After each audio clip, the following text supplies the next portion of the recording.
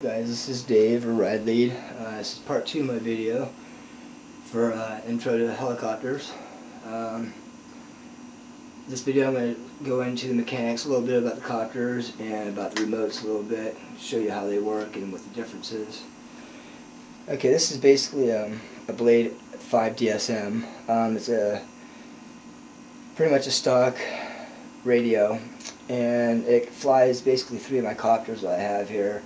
It'll fly the MSR, the MX, and the CX2. And the way that it does it is it has these little switches right here on the bottom, and in the book it shows you what switches to push up, and you just push up the switches accordingly to what copter you're flying. So this is, like I said, this is a 6-channel. It's really basic, okay?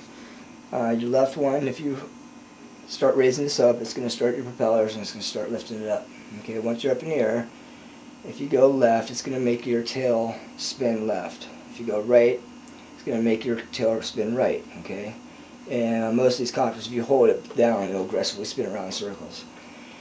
On this side is your forward and reverse flying, and then your yaw, your right yaw and your left yaw. So basically, you're going to be going forward, backwards, yawing to the right, yawing to the left, and then the other one is up and then spins around. Okay. Now what the difference is between these two remotes here is they look the same, but this is a 3-channel. It's still similar on this one, where you can raise and lower the elevation of your copter, but the left and right is basically a dummy switch. It doesn't do anything. Now on the 6-channel, where this would make your tail go left and right, instead on a 3-channel, if you take this left and right, it makes your tail go left and right. Up is forward and down is reverse. Okay? Now, like on this big one right here, this is a coaxial 3-channel. If you notice on the fixed pitch, the tail rotor is to the side. Okay? That's on my 6-channel. Now if you look at the 3-channel, the tail rotor is flipped up. And the way this works is if you want to go forward, this propeller is going to push it down draft or pull up, and it's going to make it tilt, which makes it slide forward. And then vice versa for backwards. Now in a 3-channel, the way these work is the only way you can do it is you go forward and then you control the tail left and right, and wherever you go left, if you make the tail go left, the copter's obviously going to go to the right, and vice versa. So you can't yaw back and forth. You can go backwards, forward, and then turn left and right. So that's the difference between the 3-channel and the 6-channel, which is a big difference in flying. If you want the true flying capabilities, you want to go with the 6-channel, which, like I said, all the Blade E-flates, MSR, the MX, they're all 6-channel, and they perform really well. Now the mechanics of it are pretty simple. Let me get into this really quick and show you. Okay, I'm going with the SR, and this is a fixed pitch, single blade rotor. I'm sorry, collective pitch, single blade rotor.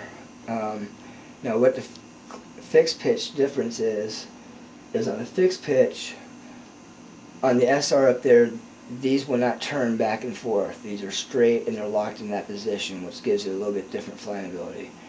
This is a collective pitch, which means these blades will actually turn back and forth, okay, which is totally a 3D style copter. This one does have the ability to go upside down, like I said, but you have to have the DX6 or DX7 remote to do that. All the copters have fly bars on them, whether on top, on bottom, they all have fly bars. These fly bars are basically for the balance of the copter, okay? It levels it out, kind of helps it fly better. On the SR, they have these weights, and you can move them to the outside. The more you move to the outside, the heavier it's going to be to the outside, and it makes it not as wobbly. If you move these to the inside, it's going to get a lot more control, which is more from a professional person to operate the helicopters. So that's what the difference is. There's a fly bar, okay? And then most of them that have tail rotors, they do have gyros. And a gyro basically controls the speed of your tail rotor. Now on the coaxials, as far as the MCX and the CX, they don't have rotors as a fake rotor. They just have two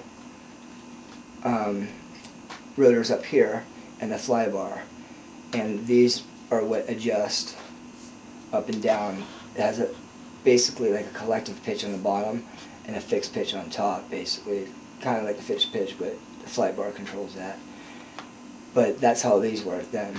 So like I said, when you get in these bigger models, you have a lot more electronics to them. Like in the SR, you'll have the gyro on the bottom, you have the proportional, and they have to be adjusted sometimes. So I definitely suggest if you're going to get into a model like this to make sure that you're more experienced in how the copters operate and stuff. So anyways, and then also the adjustments on real quick just to show you.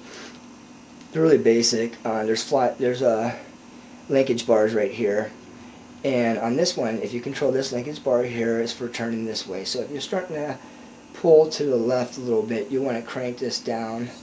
Or I'm sorry, you want to lift it up, which will push this up to raise it up a little bit, and then vice versa. And then the one in the front, when you take off and if you have too much forward pull, if you were to lift that up and raise it up a little bit, you disconnect it and just unscrew it, it'll level that out. So those are your adjustments, very simple on that.